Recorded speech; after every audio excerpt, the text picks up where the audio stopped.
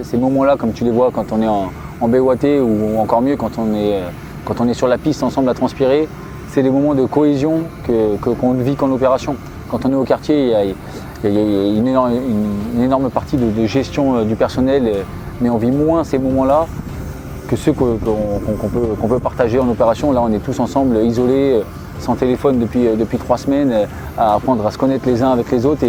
Et c'est là où du coup tu apprends vraiment à connaître tes hommes, tu as des échanges qu'on a qu'en opération. Je l'avais déjà vu sur Harpy où c'est pareil, on était un peu coupé du monde quand on était en profonde. Et c'est des moments où justement tu apprends à souffrir un peu avec eux et ils souffrent un peu avec toi. Bienvenue dans le podcast Défense Zone. Dans ce nouvel épisode de notre série sur l'opération Barkhane, nous partons à la rencontre du capitaine Pierre, commandant d'unité au sein du groupement tactique Désert Chimère. Avec lui, nous allons parler des missions de son GTD sur le terrain, aux confins de la zone des 3 frontières face au groupe armé terroriste. Vous pouvez retrouver les autres épisodes exclusifs que nous avons réalisés pour vous au Sahel directement dans votre espace premium sur défense-zone.com en cliquant sur l'onglet Premium. Et n'oubliez pas que vous retrouverez notre dossier complet sur l'opération Barkhane ainsi que les images inédites dans le numéro 3 de notre magazine papier Défense Zone. Nous vous souhaitons une bonne écoute. Nous sommes actuellement au Sahel, quelque part dans la zone des 3 frontières entre le Burkina et le Mali, Burkina Faso et le Mali, en présence du capitaine qui gère une partie de d'une mission de Barkhane ici depuis quelques semaines. On va se tutoyer parce qu'on a fait quelques jours ensemble de mission. Ce sera plus simple. Est-ce que tu peux te présenter, nous dire qui tu es, ce que tu fais ? Alors je suis le capitaine Pierre, je commande sous GTIA marron sur cette mission. Concernant mon parcours, moi je me suis engagé en 2005 en qualité de sous-officier. Après mes 5 premières années de sous-officier au premier RCP, j'ai présenté le concours de l'école militaire interarmes.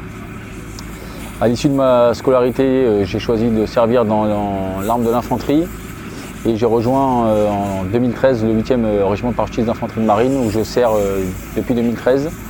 Après une première année en tant que chef de section, j'ai eu la chance de rejoindre la section GCP où j'ai pu servir pendant 3 ans. Et avant de prendre le commandement de la compagnie à laquelle je suis à la tête depuis maintenant 2017, j'ai fait 2 ans de séjour au 2e RPIMA en tant qu'officier traitant en BOI. Et maintenant je commande ma compagnie depuis l'été 2019 et mon temps de commandement s'arrêtera à la fin de cette mission cet été. D'accord. Donc là, ta mission sur le théâtre, c'est d'être CDU, commandant d'unité ? Tout à fait, voilà. Donc je commande mes 3 sections, plus tous les renforts qui me sont alloués. Donc j'ai un élément génie en renfort, un élément à artillerie avec des observateurs avancés, JTAC, des forces partenaires, des patrouilles des forces partenaires. Ponctuellement, j'ai des patrouilles ADAX qui me sont également détachées. Et bien évidemment des éléments SAN qui sont sous mon commandement pour la durée de cette opération. Là, on est en pause, on vient d'arriver sur ce qu'on appelle une BOAT. Est-ce que tu peux nous expliquer ce que c'est ?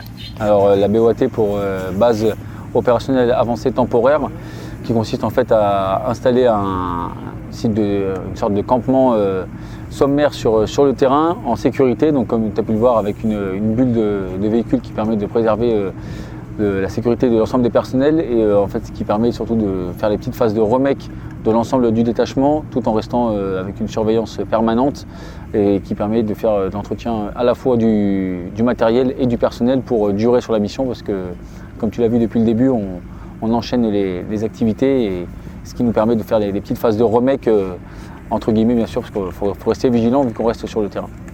Ouais. Et c'est pour ça d'ailleurs qu'on entend un peu de bruit derrière nous, c'est parce que les militaires sont en train de nettoyer leurs armements parce que le sable s'infiltre partout, donc il y a tout un système pour pouvoir enlever tout ça.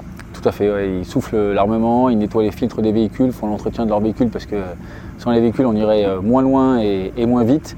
Et ensuite l'environnement global de la section, l'environnement individuel, et puis une fois que tout ça c'est fait, les marchands parachutistes et leurs renforts pensent à faire l'entretien d'eux-mêmes, on va dire. Donc une petite douche rapide, un entretien de chacun et permet de se sentir mieux et de reprendre le lendemain avec un peu plus d'énergie. Ça fait quelques jours que je suis l'unité et effectivement le rythme est plus que soutenu, c'est très compliqué, il fait très chaud. Là il fait combien en journée ? On a atteint des pics de chaleur alors plus de 50 degrés et à l'intérieur des véhicules, pour certains, c'est la température qu'il y a toute la journée dans le véhicule. Donc effectivement il fait très très chaud. Maintenant, l'ensemble du détachement commence à être bien acclimaté. Ça a été un peu plus difficile sur les premières journées parce qu'on est arrivé de métropole forcément avec des températures qui sont bien loin d'être celles auxquelles on est confronté ici. Mais il est évident que le terrain est assez hostile de par sa chaleur, l'aridité, la difficulté du terrain. Donc les premières journées ont été difficiles. Aujourd'hui, les gens se sont plus acclimatés. C'est maintenant de tenir dans la durée qui est un enjeu pour nous parce que la mission n'est pas terminée. La mission, dans les grandes lignes, elle consiste en quoi ici, dans cette zone du Sahel ? Essentiellement, vu qu'on accompagne les forces partenaires, donc à la fois des unités maliennes, burkinabées ou tchadiennes pour cette opération, c'est un des partenaires majeurs avec lesquels on opère. Nous, ce qu'on fait, c'est surtout les assister dans la lutte contre les djihadistes, enfin les terroristes qui est faite dans cette région des 3 frontières. Donc quand j'ai dit ça, j'ai pas forcément dit grand-chose, mais plus concrètement sur le terrain, on leur apporte un petit peu nos savoir-faire tactiques pour les amener à conclure en fait l'opération telle qu'elle a été conçue. Dans toute la phase de mise en œuvre et de conception, ils participent activement à cette partie-là de l'opération et dans la concrétisation, ils sont à nos côtés et pour comment dirais-je, mettre le coup de pied final pour transformer l'essai. Donc voilà, on agit vraiment en complémentarité de leur action pour mener à bien ce qui nous est demandé. Là, l'ennemi principal, ce sont les groupes armés terroristes ou c'est presque plus l'environnement au final ? J'ai envie de dire les deux. Forcément, l'environnement, il faut réussir à y faire face pour pouvoir lutter efficacement contre les groupes armés terroristes qui, eux, connaissent parfaitement le terrain. C'est la grosse plus-value qu'ils ont par rapport à nous. Maintenant, c'est sûr que l'ennemi, c'est forcément la menace principale parce qu'il nous observe en permanence. Il étudie nos manières d'opérer, comment on se déplace, par où on se déplace. Donc il a cette plus-value que l'on n'a pas. Maintenant, à nous d'user de ruses et de manœuvres imprévisibles pour réussir à le surprendre là où il nous attend le moins. C'est quoi les risques par rapport à l'ennemi justement ? C'est les embuscades, c'est les attaques de convois ? Alors un des TTPs, comme on dit, qui est le plus utilisé par l'ennemi, c'est les IED. D'où le fait que pour nous, il faut être le plus imprévisible possible en évitant absolument les axes parce que c'est là où la menace est la plus élevée. C'est un des risques principaux. Ensuite, les attaques indirectes potentiellement sur les BOAT comme celles qu'on fait là, c'est pour ça que comme tu as pu voir depuis le début, en permanence on se déplace, on reste jamais trop longtemps sur les mêmes zones parce que sinon ça laisse l'occasion à l'ennemi de voir comment on est installé et de préparer une attaque en bougeant en permanence comme on le fait et en sortant des axes, en prenant des itinéraires qui sont imprévisibles. On augmente nos chances de réussite et surtout on limite le facteur risque et la possibilité à l'ennemi de nous porter les coups. Comment font les marchands parachutistes et les militaires plus largement, parce qu'il n'y a pas que vous qui intervenez sur Barkhane, il y a d'autres militaires, pour gérer ce décalage comme ça de partir de métropole par peut-être 10 degrés en plein début de printemps ou fin d'hiver, pour arriver ici à 50 et à gérer dans la durée comme ça, parce que ça dure plus de 2 mois cette opération ? Tout à fait, déjà il y a un des facteurs clés là-dedans, c'est la préparation des hommes avant la mission. Donc c'est pour ça qu'on s'entraîne en permanence en métropole pour être prêt à n'importe quel type de théâtre et n'importe quel contexte. Ça c'est un des enjeux prioritaires. Et ensuite une fois sur place, ce qui nous permet de durer et de tenir, c'est une unité qui a une bonne cohésion. Parce que forcément quand les hommes entre eux, même s'il y en a toujours un qui va être un peu moins bien, quand tout le monde à la patate, les gens, ça crée une saine émulation, ça c'est hyper important. Et surtout que les chefs connaissent bien leurs hommes pour pouvoir identifier justement les moments de faiblesse. Et moi, ce que j'attends de mes chefs de section et de renforts qui me sont donnés, c'est que si par moment le rythme de la manœuvre, comme je l'impose à mon niveau, peut être un peu trop élevé parce que chacun dans sa bulle peut des fois ne pas trop prendre conscience de l'environnement général, c'est qu'ils me disent là ça va un peu trop vite, il faut qu'on lève le pied, là les mecs commencent à montrer des signes de faiblesse. Voilà, c'est vraiment du rôle de chacun, chaque chef à son niveau, de bien identifier quand il faut savoir marquer des petits temps de pause comme on le fait là, comme tu peux le voir, pour que justement le potentiel des hommes soit préservé à leur maximum et celui du matériel aussi, parce que comme je te l'ai expliqué précédemment, les deux vont de pair pour que la mission puisse réussir le mieux possible. Comment on fait pour, j'ai bien compris la préparation, est-ce que tu as peut-être des conseils à donner des gens qui ne seront pas forcément militaires mais qui pourraient s'inspirer de cette expérience, d'être capable comme ça de jour après jour de repartir, d'arriver tard sur une BOAT, mettre en place quelque chose pour déjà être en sécurité dans la nuit, trouver quand même le temps d'aller prendre une petite douche avec une bouteille d'eau dans le désert, dans le noir complet parce qu'on met pas de lumière pour pas être repéré. Tout à fait. Comment on fait pour garder l'envie quelque part et la motivation d'être au taquet le lendemain? Typiquement, nous, le militaire qui est proché sur cette opération, c'est ce qu'il attend depuis tout le temps. Moi, je vois la compagnie, les mecs attendaient ce départ depuis des années. Pour certains, c'est la première expérience opérationnelle. Donc, maintenant qu'on y est, ils sont forcément à 3000% parce que c'est le départ qu'ils attendaient depuis longtemps. D'autant plus qu'on est parti un peu dans le cadre de l'échelon national d'urgence. Donc, une fois déployés, ils sont à 100%. Maintenant, comme je te disais, le but, c'est de maintenir le potentiel au plus haut niveau. Et c'est là où le travail de chaque chef est hyper important pour préserver ses hommes, préserver l'environnement avec lequel on est déployé. Maintenant, un des facteurs clés, c'est que en métropole, dans le cadre de la préparation opérationnelle, c'est de travailler la rusticité parce que, comme tu vois, les conditions sont difficiles. Ça me fait sourire parce que l'autre jour, on a fait une nuit justement avec quelqu'un qui nous suivait pour le reportage et il nous disait que c'était la pire nuit qu'il avait passée. Bon, nous, ça nous a fait sourire parce qu'on s'est dit, si celle-là, c'est ta pire nuit, t'as pas dû en passer des très difficiles parce que pour nous, justement, elle était pas si compliquée que ça. On a de la chance qu'il fasse quand même chaud.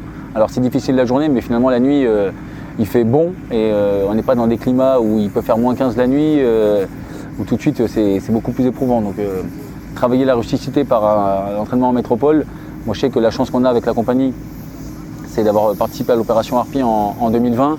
Et déjà, les conditions étaient assez rustiques là-bas, même si elles sont complètement différentes du terrain sur lequel on opère aujourd'hui. Mais déjà, les marchands parachutistes ont pu apprendre à prendre soin d'eux parce que rapidement, si on ne veille pas à s'entretenir, on est mis hors d'état et la sentence, elle est très rapide. Donc déjà, tout ça, c'est quelque chose qui s'entretient d'une avec la préparation opérationnelle et ensuite avec l'expérience personnelle et collective où on sait qu'on est capable d'affronter des conditions qui sont particulièrement éprouvantes parce qu'on y a déjà été confronté et qu'on s'y est préparé. Donc en fait, tout ça, c'est le processus, un processus de longue durée qui consiste à développer un peu ses capacités pour être prêt le jour J. Et aujourd'hui, on y est. Donc pour l'instant, tout le monde est toujours au taquet pourvu que ça dure parce que la mission n'est pas terminée. Ouais. C'est même quelque chose qui arrive qui s'apprend depuis le départ pour ces militaires. Une partie de ta compagnie, je la suis depuis maintenant plus de 2 ans et demi pour faire des photos sur eux depuis leur classe. Et depuis leur classe, depuis Kélus, depuis le COS à Castres, ils ont l'habitude de dormir dehors, de peu manger, peu boire, être capable de faire une forte intensité, garder une forte intensité de physique, sportive, etc.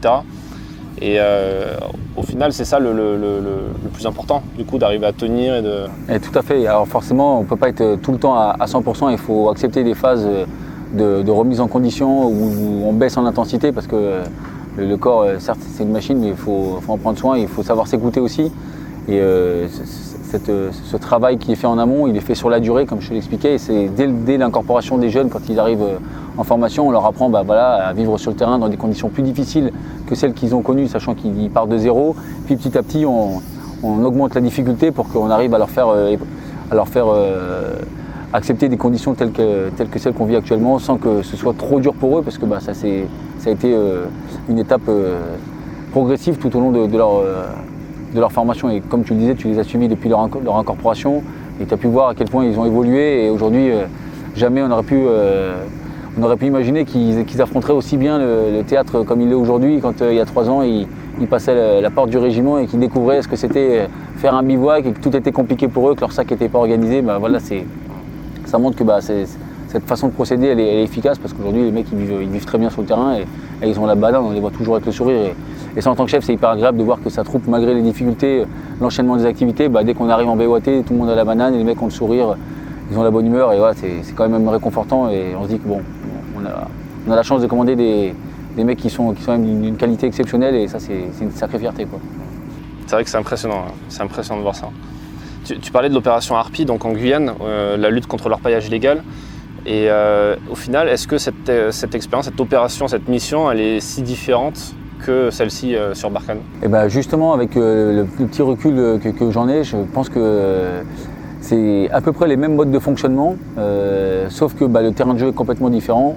Ici, c'est complètement sec et aride. Et en saison chaude, comme maintenant, on sait que les gars sont hyper mobiles et bougent partout. À l'inverse, sur Harpie, Quand les criques sont asséchées, les garimpeiros s'enterrent et sont moins visibles. En revanche, quand le niveau des eaux est plus élevé, ça bouge beaucoup. En permanence, sur Harpy, on est sonné dès qu'on sort des BOA avec les pirogues. Ici, dès qu'on bouge une BOAT vers une autre avec nos véhicules, c'est la même chose. Les réseaux de sonnettes ils sont hyper efficaces et le maillage du terrain est vraiment impressionnant. Donc aussi bien sur Harpy que sur Barkhane, il faut savoir user de ruse pour tromper l'adversaire et avoir des modes d'action qui sont surtout très variés. Parce que de mon expérience sur Harpy, quand on opère d'une certaine manière, l'adversaire est très résilient et s'adapte plus vite que nous. Donc il faut savoir user de ruse. Ça tombe bien, la devise de la compagnie c'est ruse et coin. Donc ces 2 terrains de jeu qu'on enchaîne entre l'année dernière et cette année nous permettent de mettre en application plus que jamais notre devise. Et ça a plutôt bien fonctionné sur Harpy, pourvu que ça fonctionne aussi bien sur Barkhane. Pour l'instant, ça se passe plutôt pas mal. On espère continuer à opérer avec la même efficacité. Ouais, au final, les groupes armés terroristes se terrent, se cachent, se mêlent à la population, ce qui est compliqué à traquer aussi avec des blindés, des convois comme celui dans lequel on est aujourd'hui, qui est composé de plusieurs véhicules. Donc c'est pas super discret, c'est sûr que c'est pas forcément évident. J'aimerais bien revenir sur quelque chose que tu as dit tout à l'heure, l'échelon d'urgence national. Vous êtes parti dans le cadre de ce qu'on appelle l'alerte Guépard. C'est ça. Ce qui veut dire qu'en gros, dans un délai de 48 heures, vous étiez censé partir de Castres, direction le Sahel, c'est ça? Alors en fait, nous, ce qu'on nous demande, c'est ce qu'on se fixe, c'est qu'en 12 heures, on est capable de sortir du quartier régimentaire avec tous nos matériels pour répondre à une sollicitation pour n'importe quel type de théâtre. Donc cette cette prise d'alerte, elle est surtout très, très importante dans tout ce qui est préparation administrative et logistique, parce que c'est ce qui demande le plus de temps, d'avoir le suivi de tout le monde pour être prêt justement au claquement de doigts à projeter le volume de 135 personnes sur très court préavis pour aller n'importe où. Donc toute la phase de préparation justement administrative, c'est ce qui se prépare bien en amont. Logistique également, parce qu'on part avec plusieurs matériels. Nous, on a la spécificité d'être troupe aéroportée, donc il faut aussi bien étudier la version largable, aérolargable, que version aérotransport motorisée comme on l'est là. Donc ça demande à anticiper justement ces 2 versions-là. Et ensuite, comme on ne sait jamais vraiment où est-ce qu'on peut être, pour quel théâtre on peut être sollicité, il faut suivre l'actualité pour pas être pris au dépourvu et être projeté en ayant une idée quand même assez dégrossie du contexte général dans lequel on peut être amené à opérer. Là, sans rentrer dans les détails, à peu près sur la compagnie, il y a combien de PAX, combien de personnel? Donc nous, on est 114 à avoir été déployés. Moi, j'ai une compagnie qui est à 174 personnes. Donc là, on est à un volume qui ne représente pas toute la compagnie, mais quand je prends tous les renforts qui me sont détachés, on est environ 150 personnes sur le terrain, qui sont sous mon commandement. D'accord, en incluant les personnels du génie, ce genre de choses? Tout à fait. Voilà, avec tous les personnels que je t'ai cités précédemment, que j'ai en renfort, on est autour de 130-150 personnes en fonction des renforts qu'on me rajoute ponctuellement pour certains types de missions. Ces 150 personnes, il faut les nourrir, il faut leur donner de l'eau, il faut beaucoup boire en plus. On boit quoi, 10 bouteilles d'eau par jour? Ouais, on est autour des 9-10 litres d'eau par jour au minimum.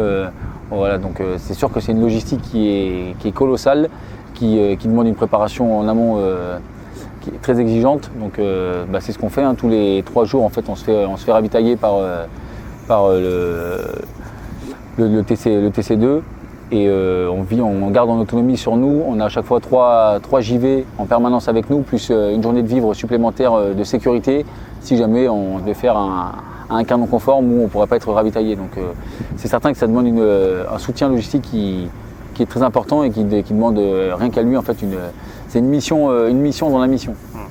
Ouais, c'est clair. Tu parlais de ton expérience, de ton passage chez les GCP, donc les commandos parachutistes. Oui. Qu'est-ce que tu retiens de cette expérience et qu'est-ce que tu appliques ici sur cette mission par exemple? Alors j'en garde un excellent souvenir, c'est une expérience qui a été très riche pour moi et je pense que c'est une plus-value tactiquement d'avoir fait ce passage, d'autant que j'ai eu l'occasion de participer à 2 opérations dans le cadre de Barkhane. Ce que j'en retiens, c'est que, et c'est ce que j'essaye un petit peu d'enseigner à une échelle adaptée, parce que forcément on ne travaille pas en petite équipe comme on peut le faire avec une compagnie à 150 personnes, mais il y a déjà dans la phase de préparation et individuels, plein de petits savoir-faire qu'on peut enseigner, que moi j'essaye de mettre en place à la compagnie pour que chacun de mes marchands parachutistes ait une certaine rigueur envers lui-même, envers son matériel, qui permettent d'être un petit peu plus peaufin dans tout ce qui est préparation. Ensuite, dans conduite des opérations, là c'est un peu plus délicat parce que forcément, comme tu le disais, quand on se déplace avec le nombre de véhicules qui composent le détachement, il faut oublier l'idée d'être discret, c'est pas possible, donc faut opérer différemment. Ce qu'on essaye de faire un petit peu plus quand on est en petite équipe de commando, c'est justement de conserver la discrétion pour surprendre davantage l'adversaire parce qu'on est en effectif réduit.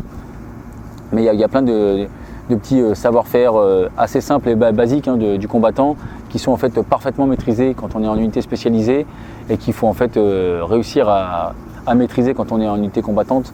Et c'est ces petits trucs-là que moi j'essaie de mettre en œuvre et forcément les mecs sont assez preneurs parce que voilà, c'est toujours le côté un peu commando et des petites astuces de préparation matérielle, de conception de la manœuvre, de façon de faire qui sont faciles à mettre en œuvre, qui sont à la portée de tous et qu'on peut développer en compagnie. Maintenant, comme je te disais, dans un cadre plus large, les opérations elles sont forcément différentes parce qu'on n'est pas amené à faire le même type de travail pour les mêmes types de missions. Ton boulot, en quelque sorte, c'est aussi de faire du management, du commandement, mais aussi du management. On en parlait avec ton chef de corps, oui, avec le colonel Prodhomme dans un précédent épisode du podcast. Lui, il disait, voilà, le commandement n'est pas le management, c'est deux choses, ça se ressemble un peu, mais c'est pas complètement pareil. Comment on fait pour gérer, pour manager, pour commander autant de personnel sur un théâtre comme ça qui est très dangereux, parce qu'on est quand même dans une zone un peu compliquée, où il y a un vrai risque. Comment on garde son calme, comment on gère si éventuellement il y a peut-être pas des conflits entre les personnels, parce que ça n'arrive pas, mais en tout cas des gens qui peuvent râler un petit peu ou remettre en cause peut-être certains ordres. Déjà, je pense que la première des choses, c'est qu'il faut que les hommes aient confiance en leur chef.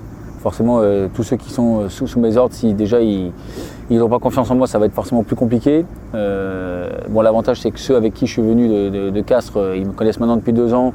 Et la relation que j'ai avec mes subordonnés est très bonne et je sais qu'il n'y a pas de souci. Pour les renforts, c'est le principe de l'armée, c'est qu'il y a un chef qui commande, il faut savoir le suivre. Sinon, si déjà entre mes décisions et les chefs de section ou les chefs de détachement, il n'y a pas ce lien de confiance, forcément c'est plus difficile que tout le monde avance dans le même sens. Maintenant, tu évoquais le fait que certains râlent. Alors moi j'ai souvent dit à mes hommes que tant qu'ils râlent, c'est que le moral est bon. Parce que le Gaulois de Braz, il râle tout le temps. Quand c'est l'été, il fait chaud. Quand c'est l'hiver, il fait froid. Entre les deux, il ne fait pas assez chaud ni pas assez froid. Donc je leur dis toujours, tant que je vous entends râler, c'est qu'en fait tout va bien. C'est quand vous ne direz plus rien que je commencerai à m'inquiéter. Donc que les gens râlent, on va dire que c'est quelque chose qui m'interpelle pas plus que ça. En revanche, il est certain que faut quand même être vigilant à ce qu'il n'y ait pas de problème au sein de la compagnie. Maintenant, ce que moi j'attends de mes subordonnés, c'est justement qu'ils soient le relais de commandement et qu'ils n'hésitent pas à me faire remonter quand il y a des problèmes éventuels. Maintenant, en tant que chef, il faut savoir écouter ses subordonnés, mais surtout, il faut savoir prendre les bonnes décisions et en fait se fixer un objectif qui soit compréhensible de tous pour que quand on dit on va faire ça comme ça, tout le monde comprenne pourquoi on fait cette mission, comment on l'a fait et que ce soit plus facile pour eux de vous suivre.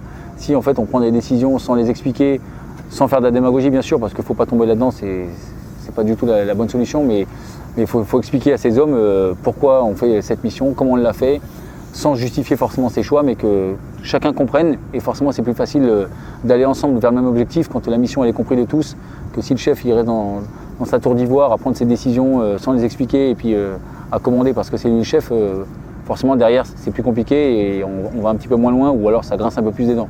Donc pour l'instant j'ai pas rencontré de difficultés à ce niveau-là, pourvu que ça dure. Mais il est certain que faut savoir être à l'écoute, mais tout en restant à sa place de chef et quand il faut trancher, il faut trancher. Ensuite tu parlais du calme. Je pense que ça c'est primordial que dans les situations un peu plus sensibles, le chef soit celui qui, comme on dit toujours, c'est l'absorbeur de stress, le diffuseur de sérénité. Ça peut prêter à sourire, mais j'en suis convaincu. Si moi à la radio, quand ça commence à être compliqué, je commence à m'exciter, les hommes en dessous vont se dire si le chef lui panique, nous on doit paniquer d'autant plus. Donc il est hyper important que, à mon niveau, moi je garde mon calme et que mes chefs de section ou les chefs de groupe soient eux aussi à leur niveau quand ça se complique, soient sereins pour que les hommes, forcément, quand ça se complique, ils se tournent vers vous. S'ils voient que vous restez solide, ils se disent ok, le chef il est solide, c'est que ça se passe bien, il sait ce qu'il fait. Si moi je commence où mes subordonnés commencent à s'exciter dans tous les sens, c'est là où on perd un peu la main et ça peut devenir plus compliqué à gérer. Donc faut faire l'effort de rester calme et de prendre tous les éléments pour prendre la meilleure décision justement et reprendre l'ascendant. Merci pour ce partage. Et pour terminer, je pose toujours cette question à la fin à tous nos invités. Qu'est-ce que tu donnerais comme conseil à quelqu'un qui aimerait se lancer dans ce métier-là, alors pas le métier de militaire, mais plus le métier peut-être d'officier, qui aimerait devenir capitaine, commandant d'unité. Qu'est-ce qu'il faut avoir comme qualité? Quel conseil tu donnerais? Déjà, il faut que ce soit surtout un choix personnel. Moi, je me rappelle quand j'étais sergent où tous les matins, la compagnie était rassemblée et qu'on regardait tous le capitaine parler. Je me disais vraiment, c'est quelque chose qui me donnait envie quand j'étais jeune sergent. Et c'est l'objectif que je m'étais fixé, c'est un jour être celui vers qui tous les regards se tourneraient quand il s'adresserait à ces hommes. Donc, il faut faire des choix qui sont les siens. Ça, je pense que c'est un des premiers points clés. Il ne faut pas essayer de suivre des modèles ou de faire des choix qui feraient plaisir aux autres. Il faut être conscient de son potentiel et surtout pas se sous-estimer parce qu'en fait, celui qui veut peut, j'en suis persuadé, et il faut se donner les moyens de ses ambitions. Avec ça, normalement, tout le monde peut arriver là où il souhaite aller, mais il faut surtout jamais baisser les bras et puis vivre à fond ces expériences parce que moi aujourd'hui, je vis vraiment à 2000% mon temps de commandement et pour rien au monde, j'aurais changé mon parcours. Je vis vraiment des moments qui sont exceptionnels et je profite de chaque instant parce que c'est bientôt malheureusement la fin. Et donc voilà, je n'ai pas de conseils particuliers à donner, mais faut croire en soi et pas hésiter à donner le meilleur de soi-même pour atteindre ses objectifs. Ah, c'est un bon conseil. Une dernière question, tu dis voilà, tu vis pleinement ce temps de commandement. J'imagine que partir en OPEX, c'est quelque chose d'important pour toi comme pour tes hommes aussi. C'est quoi que tu vas rechercher en OPEX? C'est quoi qui te fait que tu préfères le plus? Déjà, c'est de vivre en permanence avec la compagnie parce que ces moments-là, comme tu les vois quand on est en BOAT ou encore mieux quand on est sur la piste ensemble à transpirer, c'est des moments de cohésion qu'on ne vit qu'en opération. Quand on est au quartier, il y a une énorme partie de gestion du personnel, mais on vit moins ces moments-là que ceux qu'on peut partager en opération. Là, on est tous ensemble, isolés, sans téléphone depuis 3 semaines, à apprendre à se connaître les uns avec les autres. Et c'est là où du coup, tu apprends vraiment à connaître tes hommes. Tu as des échanges qu'on a qu'en opération. Je l'avais déjà vu sur Harpy où c'est pareil, on était un peu coupé du monde quand on était en profonde. Et c'est des moments où justement tu apprends à souffrir un peu avec eux, et ils souffrent un peu avec toi, à vivre des moments de joie où juste quand on se retrouve le soir, quand certains rentrent d'une patrouille, d'une OP qui a été plus intéressante que d'autres, on va dire, tout le monde est très content de se retrouver et c'est des moments où justement la cohésion de l'unité se forme et où les hommes sont soudés comme jamais et tu te dis en fait je me rends compte que les hommes ils sont prêts à aller partout avec moi et je les emmènerai n'importe où avec moi parce qu'en fait ils sont fidèles et que l'unité elle est hyper soudée. Et aujourd'hui c'est ce que moi je recherchais, c'était d'avoir une unité qui est efficace, qui est capable d'aller n'importe où. Je pense que c'est ce que je retrouve en tout cas aujourd'hui. Les mecs, j'irai n'importe où avec eux, clairement ils ont toute ma confiance et une confiance aveugle. Comme je disais il n'y a pas très longtemps, c'est que quand j'avance devant eux, en fait j'ai même pas besoin de me retourner, je suis certain qu'ils sont pas derrière moi mais ils sont à mes côtés quoi. Et ça c'est vraiment pour moi CDU c'est exceptionnel quoi. C'est vraiment des moments qui sont uniques et que j'apprécie énormément et que comme je te dis je vis ça à fond jusqu'au bout parce que c'est malheureusement bientôt la fin. Je te souhaite une bonne fin de mission. Enfin, on est encore un peu qu'au début, mais un petit peu de temps, ouais. Je te souhaite une bonne continuation et merci pour ton accueil dans cette unité. De rien, c'était un plaisir de t'avoir avec nous. C'est une expérience nouvelle pour moi aussi. Je n'avais pas encore vécu ça et c'est sûr que ça m'apportera, comme toute chose que je vis, je garde le positif et ce sera quelque chose qui m'aurait été fortement utile pour après. Donc merci à toi également. Merci beaucoup. Merci d'avoir écouté cet entretien jusqu'au bout. Vous pouvez retrouver les autres épisodes exclusifs que nous avons réalisés pour vous au Sahel directement dans votre espace premium sur défense-zone.com en cliquant sur l'onglet Premium. A bientôt pour un nouvel épisode du podcast.